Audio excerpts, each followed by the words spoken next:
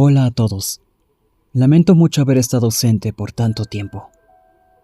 Quiero compartir con ustedes que mi abuelo falleció el 30 de diciembre del 2019.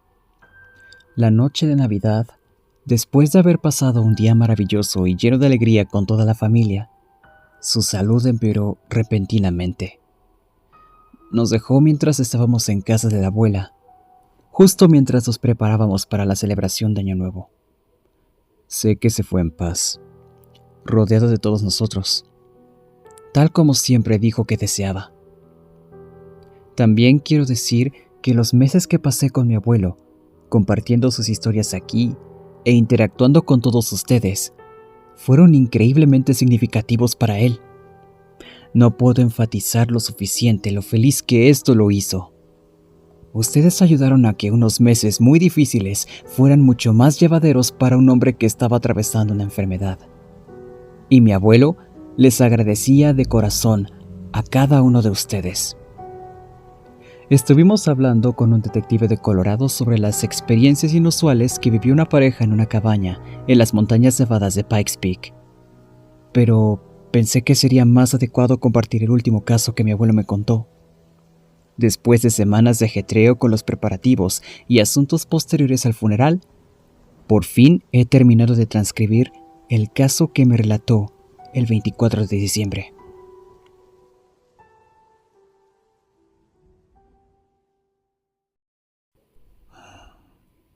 Tuve una buena carrera, ¿sabes? Estos casos eran pocos y muy espaciados en el tiempo. Y cuando no estaba dándome vueltas tratando de encontrar pistas que, aunque las hallara, no me llevarían a ningún lado, sentía que realmente estaba haciendo una diferencia. A veces daba un miedo terrible, sí, pero no cambiaría nada de lo que viví. Tu abuela. Ay, no sé. No quiero asustarte. He estado evitando hablar de esto desde que empecé a contarte sobre estos malditos casos. Mi abuelo estaba especialmente reacio a compartir este caso, incluso más que con los otros. Cuando dijo que no quería asustarme, le respondí que, después de todo lo que ella me había contado, era poco probable que eso sucediera. A pesar de eso, seguía preocupado, sobre todo por el contenido del caso y cómo podría afectarme. Aún así, lo tranquilicé, asegurándole que estaría bien, y finalmente continuó a regañadientes. De acuerdo. Bueno. Dios. Esto me pesa tanto. Cuando me convertí en detective, ya llevaba un buen tiempo con tu abuela. Mucho tiempo.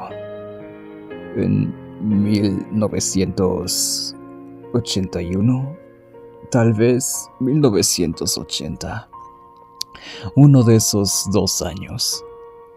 Mi compañero y yo topamos con uno de esos casos. Al principio, no era inmediatamente obvio que fuera uno de los imposibles. Había pequeños indicios, cosas raras, pero podía notar que mi abuelo dudaba, como si estuviera debatiendo internamente si seguir adelante con este relato o no. Su mirada tenía un peso distinto, una mezcla de preocupación y resistencia. Era evidente que este caso le afectaba de una manera que los demás no lo hacían. Entonces, bueno, aquí va. El caso era un doble homicidio, ocurrido en un edificio de apartamentos muy elegante en el centro de la ciudad. Ya sabes, esos edificios altos con vista al lago y todos sus lujos. El apartamento pertenecía a un hombre y a su esposa. Recuerdo que el nombre del tipo era Scott. Scott algo. Él era una de las dos víctimas. Había sido... bueno, no quiero entrar en detalles innecesarios. La gente de tu sitio no necesita escuchar toda la parte desagradable. Pero bueno, imagina a alguien tumbado boca arriba, con los brazos extendidos a los lados. Desde la punta de su hombro derecho, bajando en diagonal hasta la parte inferior de su codo izquierdo, había un corte. No me refiero a un simple tajo con un cuchillo. Quiero decir, Dios, era un corte limpio. Como si alguien hubiera usado un hacha enorme y lo hubiera golpeado justo en ese ángulo. Le habían hecho cortes ahí. Y luego desde la cadera derecha hasta justo encima de la rodilla izquierda, y después otro desde la rodilla derecha hasta el tobillo izquierdo. Los cortes eran tan precisos que, al principio, ni siquiera nos dimos cuenta de que había sido viviseccionado. Llevaba el traje, corbata, y los cortes eran tan limpios que parecía un cadáver normal. Simplemente en un charco de sangre. Puedes imaginarte nuestra sorpresa cuando el forense intentó mover el cuerpo y este se desmoronó en 1000 pedazos. Fue un momento escalofriante. Así que, sí, también había otro cuerpo. Scott estaba casado, pero no era el cuerpo de su esposa. El otro cuerpo era de una anciana. Debía tener unos 90 años. No le habían hecho nada. Se determinó que murió por causas naturales.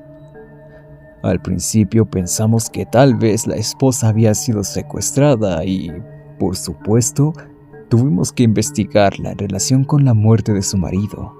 Pero esa anciana había sido reportada como desaparecida de un hogar de ancianos al día anterior.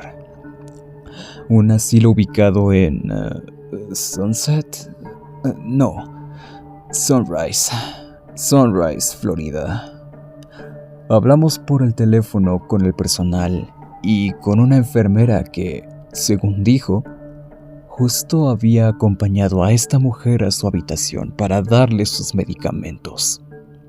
Se suponía que tenía que anotar en un formulario la hora en que la señora había tomado sus medicinas por última vez, pero dejó el bolígrafo en la sala común, justo afuera de la habitación.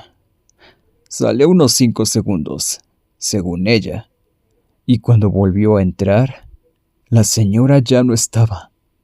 Se esfumó, como si el aire se la hubiera tragado. Eran más o menos las 4 de la tarde.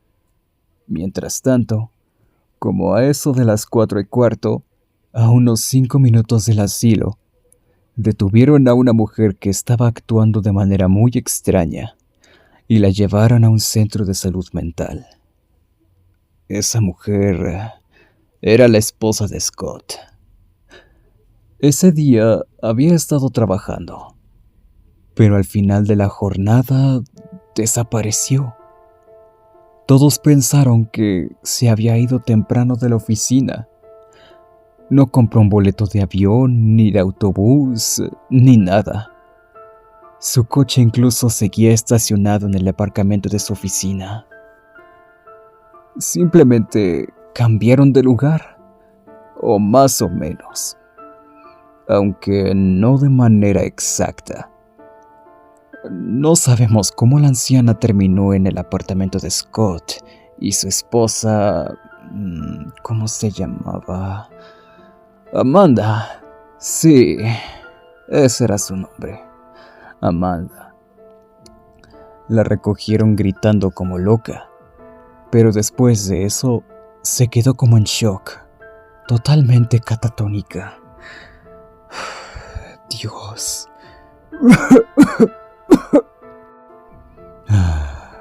Pues sí, Todo esto es raro, inexplicable.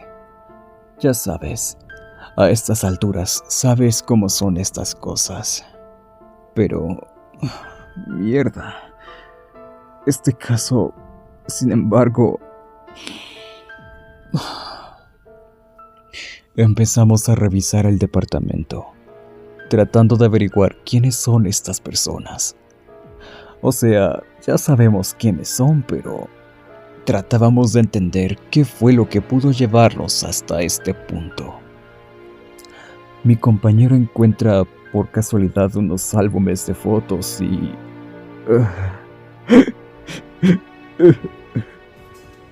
Mi abuelo se puso a llorar en ese momento. Tuvo que tomarse unos minutos para calmarse. Encuentra unos álbumes de fotos y en ellas hay fotografías de nosotros, de tu abuela y de mí. Fotos de nuestra boda, de los partidos a los que habíamos ido. La primera foto que nos tomamos cuando compramos nuestra primera casa juntos. Incluso fotos de cuando éramos niños, mucho antes de conocernos. Dios sabe que he tratado de darle sentido. Creo que tal vez Scott o su esposa eran conocidos de tu abuela, o alguien más de la familia, pero solo habían fotos nuestras, de nadie más. Y tu abuela no tenía idea quiénes eran. Todo se registró como evidencia y seguimos trabajando en el caso. Nunca descubrimos quién mató a Scott y nunca entendimos cómo fue que lo cortaron con tanta precisión. Parecía algo imposible. En fin, un año después de todo aquello, tu abuela y yo estábamos sentados en la mesa. También tu madre. Y entonces suena el teléfono. Tu abuela se levanta para contestar y... Dios. Ella dice hola.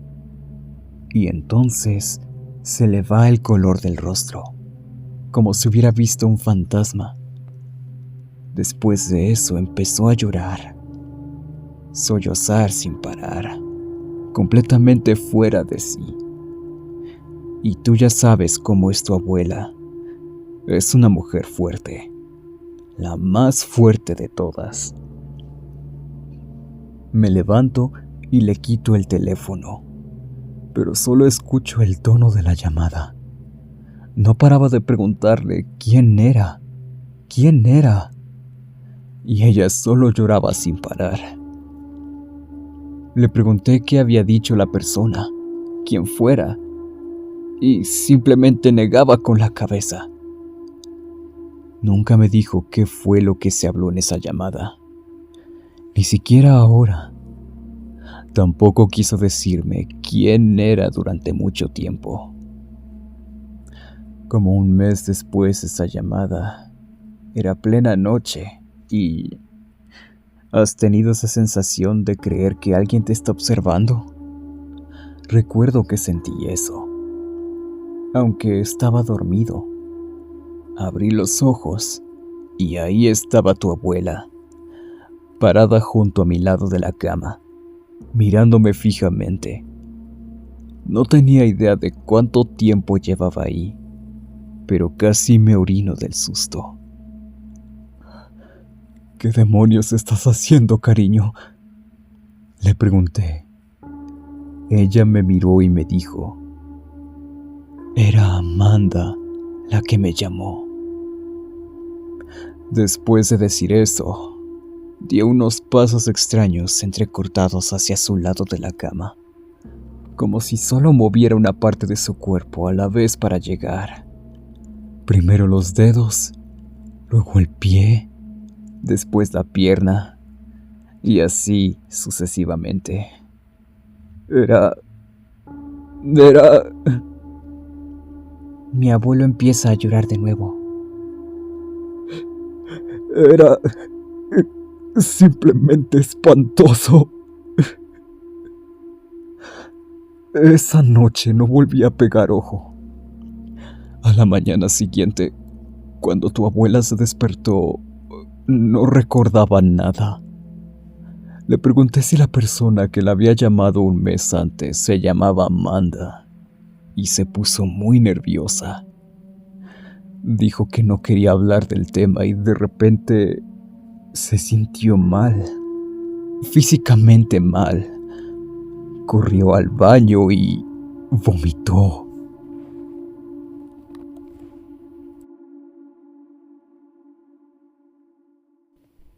Esa noche me desperté de nuevo a mitad de la madrugada y tu abuela ya no estaba en la cama. La luz del pasillo estaba encendida y las escaleras del ático estaban bajadas. Subí y encontré a tu abuela durmiendo en el ático. Parecía que había estado revolviendo un montón de cajas. Había cosas que habíamos guardado ahí, tiradas por todas partes, y ella estaba durmiendo al lado de unos álbumes de fotos. La mayoría eran nuestros, los viejos álbumes, pero había uno distinto. Su contenido constaba de fotos de Scott y Amanda, fotos de su boda, de cuando eran niños. No había ninguna razón para que tuviéramos ese álbum, y estaba entre un montón de cosas que no habíamos tocado en años. Desperté a tu abuela, pero no recordaba haber subido al ático. En ese entonces, yo estaba trabajando en otros casos, y este simplemente se archivó junto con los otros imposibles. Y no me di cuenta hasta muchos años después. Pero cada 12 de marzo, tu abuela se enferma. Muy mal. Ha ido empeorando con el paso del tiempo. ¿Recuerdas el año pasado? Cuando estuvo en el hospital unos días completamente deshidratada. Fue por eso. El 12 de mayo es el cumpleaños de Amanda. He repasado todo más veces de lo que puedo recordar. Cientos de veces, tratando de encontrar alguna conexión, pero no hay ninguna.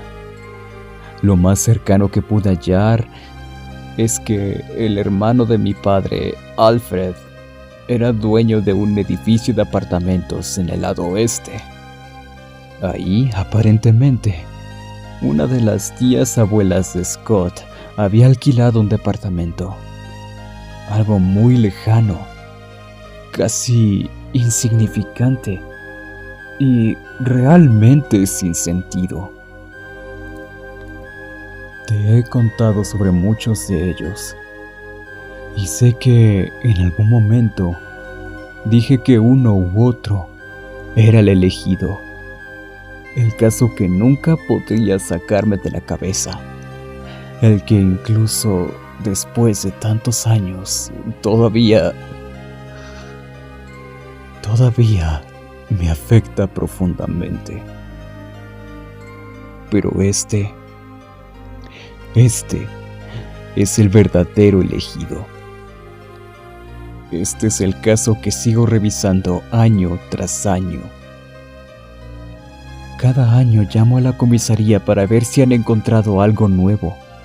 Pero, por supuesto, nunca lo han hecho. Tu madre, ella, de algún modo, también está conectada a esto. Te dejaré que le preguntes a ella o a tu abuela, pero estoy seguro de que no querrán hablar del tema.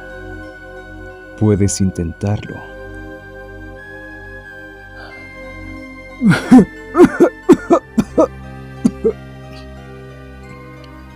Mi abuelo tuvo un ataque de tos y dijo que había terminado por esta noche y que no quería hablar más del caso.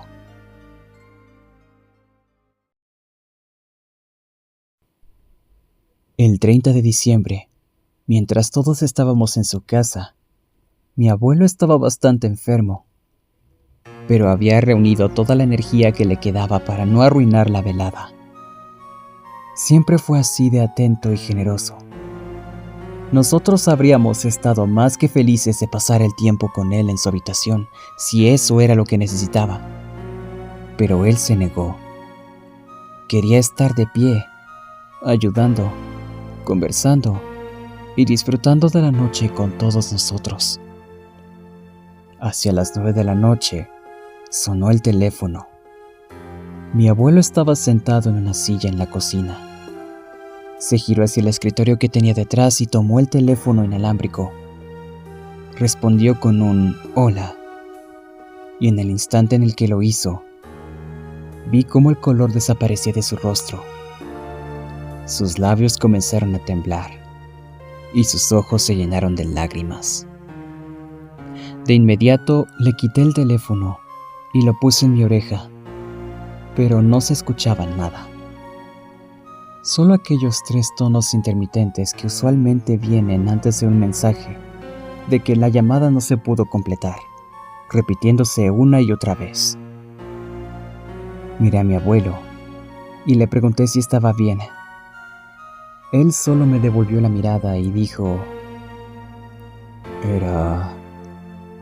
Era Amanda al teléfono. Y con eso, mi abuelo recorrió la habitación con la mirada. Se sentó en su silla y dejó este mundo para siempre. Cuando terminaron todos los trámites del funeral y del testamento, tomé la información que mi abuelo me había proporcionado sobre este caso y decidí contactar a una pariente de Amanda, su hermana Ana. Le expliqué que sabía que intentar contactar con el centro de salud mental donde estaba Amanda sería inútil, ya que no podían ni querían darme ningún tipo de información o permitirme hablar con ella. Ana me informó que su hermana había fallecido hace poco más de 4 años. Y aunque varias personas en la casa afirmaron haber escuchado sonar el teléfono, los registros telefónicos no mostraban ninguna llamada a la casa de mis abuelos en ningún momento cercano a las 9 de la noche el 30 de diciembre del 2019. Estoy convencido de que, entre todos los casos imposibles en los que investigó mi abuelo, este fue el que más lo marcó. En su honor, he decidido seguir con su tradición. Cada año, me acerco a su antigua comisaría para preguntar si ha surgido alguna novedad. Por ahora, estoy seguro de que, donde quiera que esté mi abuelo, está compartiendo con todos los que quieran escucharlo las historias de una vida honorable y bien vivida.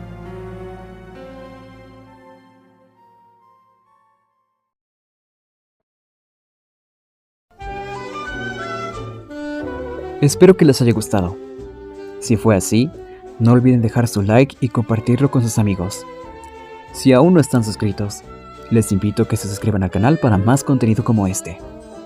Les ha hablado Matt, y nos veremos hasta la próxima historia.